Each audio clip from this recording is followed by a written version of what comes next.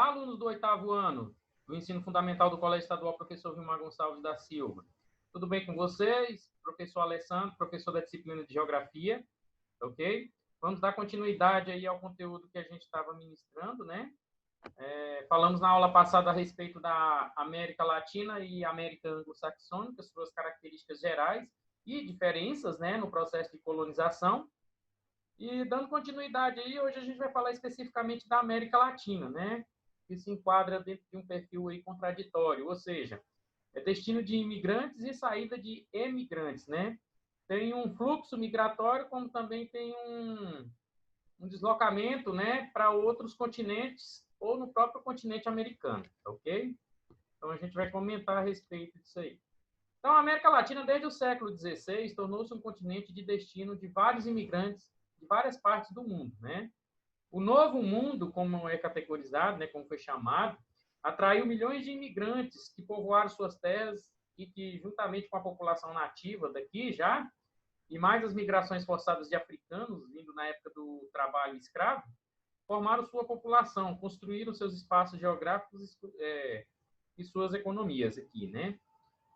Entretanto, por volta de 1970, pessoal, e prolongando-se até os dias atuais, enquanto Estados Unidos e Canadá continuaram sendo os países de destino de imigrantes, os países da América Latina se tornaram grande área geográfica de saída de pessoas daqui em direção à América do Norte, no caso, Estados Unidos e Canadá, tá? Principalmente, e também países europeus, né? Tá certo? Olha só, para você ter uma ideia, entre 2009 e 2014, segundo a Organização Internacional de Migrações, OIM, né, da ONU, dos 39 milhões de imigrantes latino-americanos, 64%, né, deles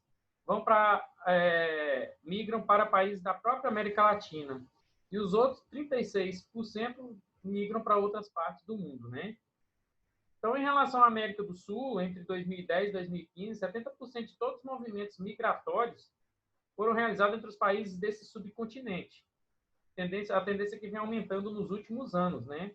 A situação de pobreza que vivem os países aqui latino-americanos possam, né, a saída dessas pessoas dos seus países de origem em direção a países e outros países aqui mesmo da América em busca de melhores condições de vida.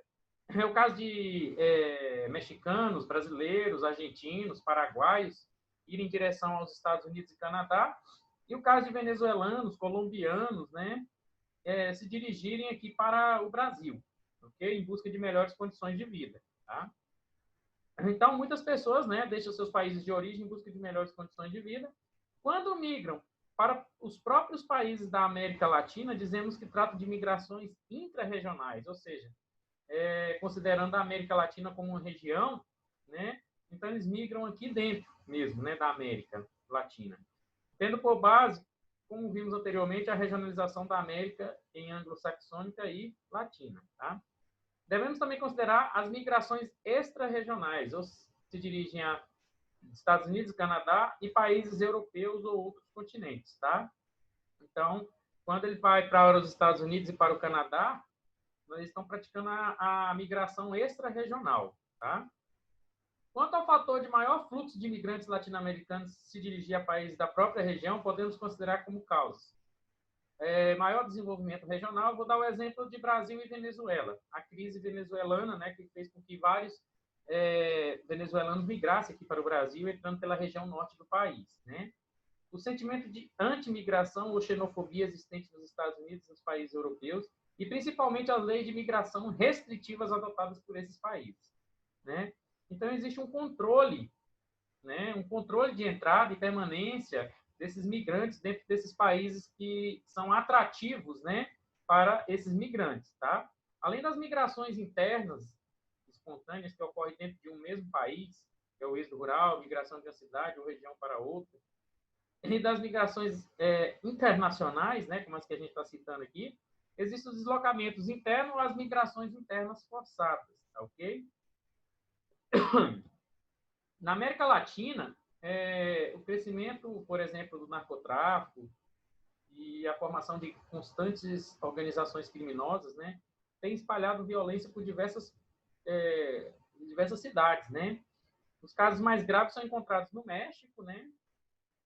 No caso da América, em países da América Central também, como Guatemala, Costa Rica, né? E Honduras também.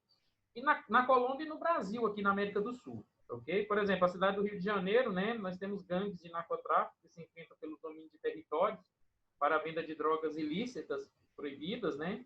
E nesse confronto, policiais e civis é que morrem, né? Policiais e civis é que morrem. Na Colômbia, a ação de grupos guerrilheiros, como as FARC, né, Forças Armadas Revolucionárias da Colômbia, também espalhou violência para todo lado e provocou migrações forçadas ou deslocamentos, né, migrações forçadas para dentro do próprio país ou para fora do país, ou deslocamentos internos para outras cidades, né, da Colômbia. Assim como ocorreu no Brasil e em outros países, os megas projetos agroindustriais na Colômbia também causaram grandes deslocamentos internos.